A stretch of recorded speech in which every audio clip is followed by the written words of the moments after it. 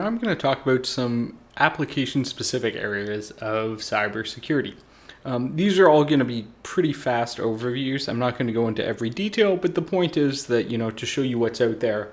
And if you're particularly interested in one area, what sort of resources you might have available to you.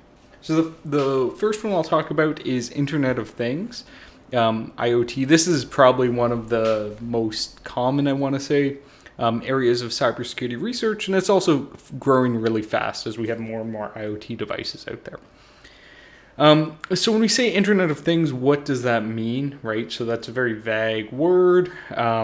Really what it means is these small devices that are connected to computers and connected somehow to the internet, and normally interconnected. So the idea is, fundamentally we have an internet of very small devices, whether it's, like locks, whether it's cameras, there's all sorts of stuff out there. I saw there was an IoT egg tray, so you could see on your phone what eggs you had left in your fridge to know if you need to buy more. So there's no shortage of IoT devices out there. Some of them have more useful aspects to the connectivity than others, but there's lots of them there. Internet of Things consideration. So when we say Internet of Things, some sort of quick thoughts that should come to your mind is that they're normally going to be pretty cost driven. That is to say, a lot of these are in sort of competitive marketplaces, so there's concern about total unit cost. What this is going to mean is there's going to be limitations on processing power, on connectivity, on a lot of stuff that will have implications for security. Security requirements have only recently been introduced, so there's now in some jurisdictions like California, rules around what level of security you have to have or how much effort you have to put into security at least. That's pretty recent, so older devices tend to have quite poor security. Newer devices might have a little better security, but that's even not guaranteed. So there hasn't been a ton of effort in this historically, and that's improving over time, but it's another consideration there. Products normally are designed to be usable first, so security sometimes makes it harder to use the product. Maybe you have to set a unique password, and the company thinks, that's going to be a hassle, so they just use default passwords. So there's been a lot of stuff like that in the past. Again, this is improving, but one of the things with IoT is it's a pretty broad market device, so it tends to focus really heavily on features for the consumer, usability first. And they often also have very short lifespan. So a lot of these IoT devices, might be around for a few years. You might not be able to use it after a few years. So one of the crazy things is you have lots of IoT devices that once the company turns off the service, they're unusable. So it's pretty common, though, that they have pretty short life cycles. Some of the stuff like locks and things maybe have longer life cycles, but even them are going to be reasonably short relative to other areas we'll talk about. And there's kind of like two types of devices that you might run across. The first type is a full-blown OS on it. So this is almost always going to be Android or Linux. Android's become more common for a lot of these devices now, but there's some that are kind of running some version of Linux as well. And what you have is you basically have a pretty complex device. So this is, for example, the Nest thermostat. Inside of that thermostat, the main board here, it actually has, there's a little device, and I forget if this is running Linux or Android, but you have a main controller, you have some like DDR memory, you have some flash memory, you have quite a bit packed in there, and it's basically like a full-blown computer. This is interesting from the attack perspective because it means you're pretty close to being able to run pretty complex stuff on this. So if you get access to run things, you can run a web server, you can run FTP server, you can almost do anything with this device. It's just a pretty standard computer in your mind. The other thing you're going to see, so there's kind of two main types I'm classifying it is like a custom embedded device. So this is a device that has normally a very low cost, low power device. So here's an example. This is a keypad, in fact, and it just has one microcontroller in it. It's not running Linux. It's not running anything like that. So this is like, the little microcontrollers you're using in other courses where you don't have Linux on them. You're writing either your own software directly on it, so what we call bare metal, or you have some small real-time operating system. So most IoT devices you find will fall into one of these two categories. And normally, if it's like higher power device, it's going to run like this. So a lot of the Nest cameras, for example, are running some sort of more full-blown OS. A lot of, like, say, the Nest smoke alarms, which are really low power devices, are more like this. It's running a custom embedded device. It doesn't have an OS or anything like that.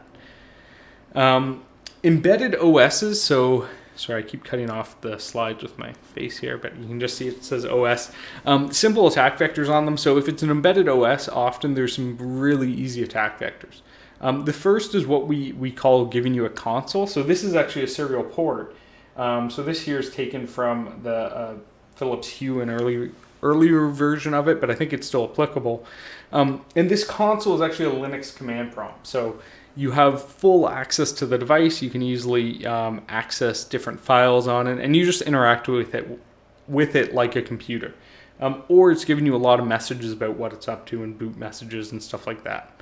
If this was a bare metal or a bare metal device, or it didn't have Linux or Android running on it, that serial port might be useless because it's probably doing just printing some small messages and stuff like that.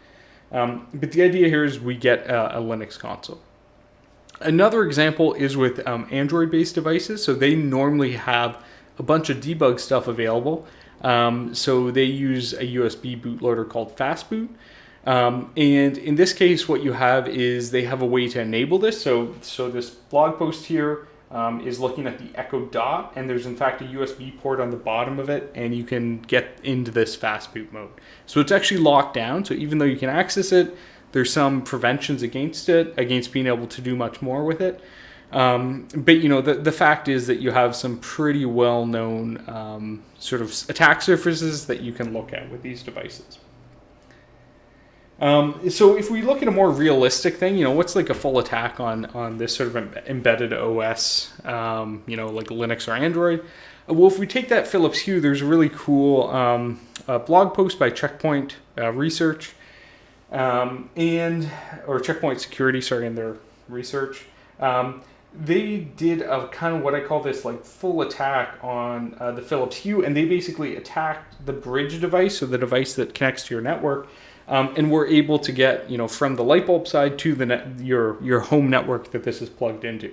So it's a pretty complex attack vector. You can read through the full blog post there, but it's this quite complex thing. We're reverse engineering something we're going to do later in the class. We find a specific flaw, find ways to exploit that to gain ability to then run our own programs and things like that. So it's not as simple always as just you plug in the cable and you're done.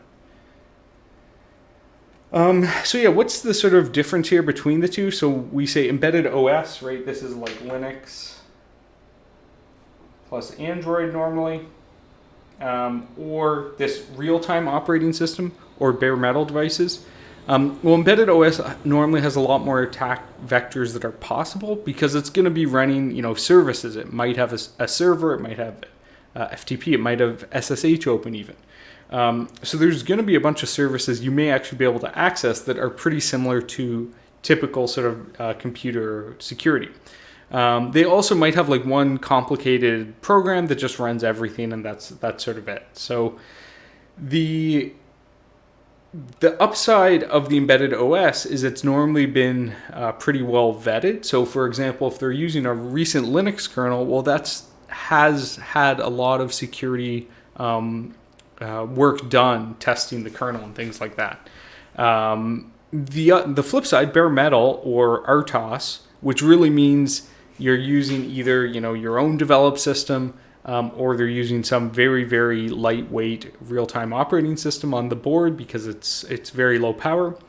It likely has fewer interfaces, right? So it's probably not running like an Apache web server that has known exploits or anything like that. It's probably running maybe a custom server if it even had that at all. A lot of the time they have less interfaces. On the plus side, things may be less well validated. So because they've written their own interfaces, it's more likely there's problems with them. So you have fewer sort of attack surfaces typically with the RTOS or bare metal devices. but those attack surfaces are often going to be more successful when you look at them. The class contents for IoT, so we're not actually going to look at embedded Linux. This overlaps pretty heavily with a lot of classic cybersecurity and computer security work. What we're going to be looking at is more low-level attacks that are always relevant to the bare metal and our test stuff. The reverse engineering work is going to be, this is actually going to be pretty relevant for Linux and Android-based systems. But basically, we're going to look at it not through the lens of Linux or Android. We're going to look at it through the lens of the embedded security side. So yeah, that's just like a quick overview of what is involved in IoT cybersecurity.